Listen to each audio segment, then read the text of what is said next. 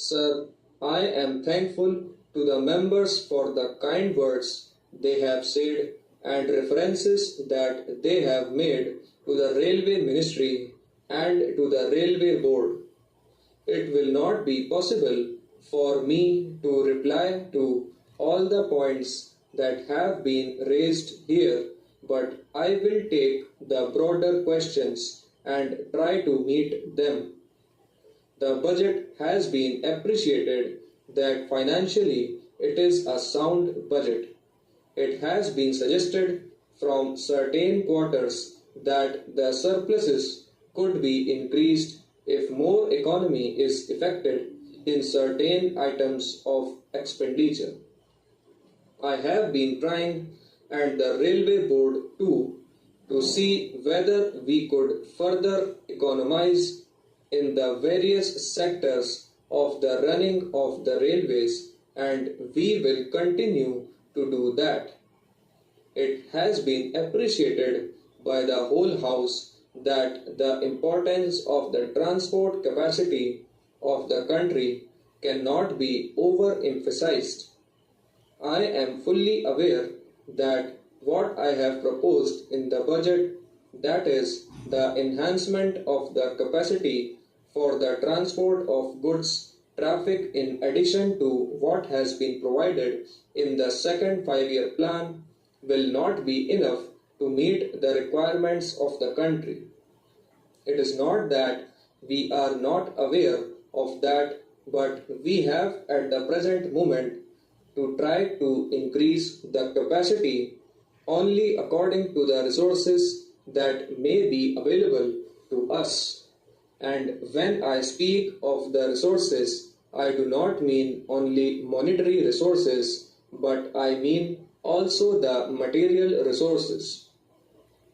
As I have said, I am not going into details. Of course, it is a very relevant point that has been raised by Dr. Kunzru, but I am not going into all those details. All that I say is that even this enhanced capacity will not be sufficient, and the railways will not be in a position to meet all the requirements of the country in the matter of transportation of goods traffic.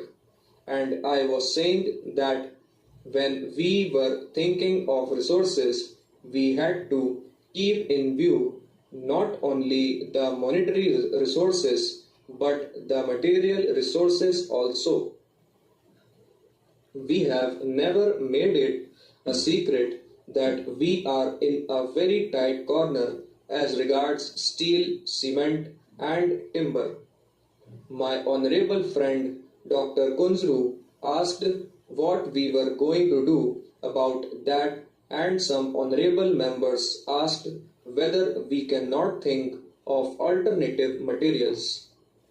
As the House is perhaps aware, we are sending a steel mission to Europe and other countries to try whether we can secure rails, sleepers and other steel materials in larger quantities.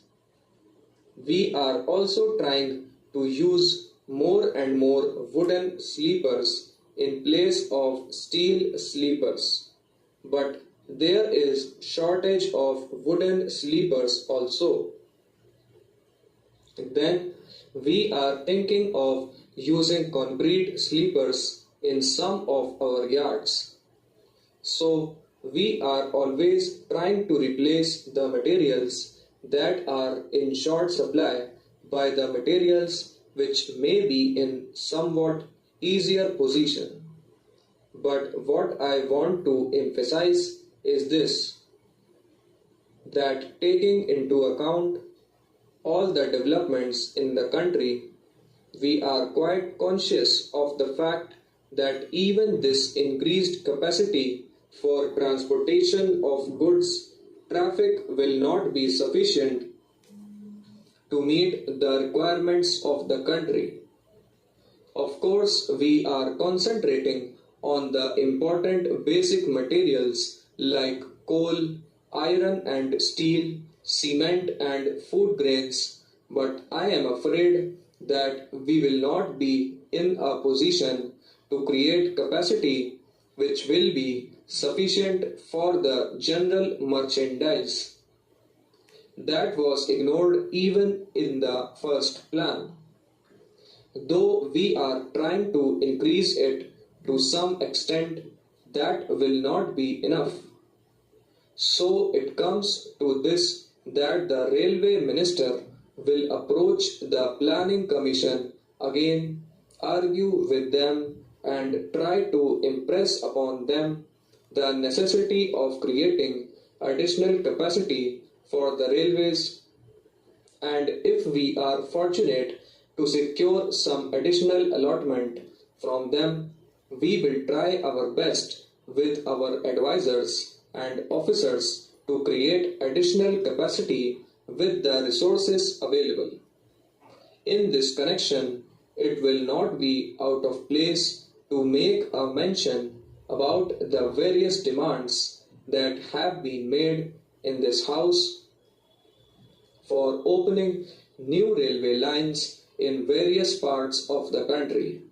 Sir, I have got briefs about each one of these demands, but I will not take the time of the House in giving reasons why one of them may be taken up during the course of the second 5-year plan and why the other may not be taken up.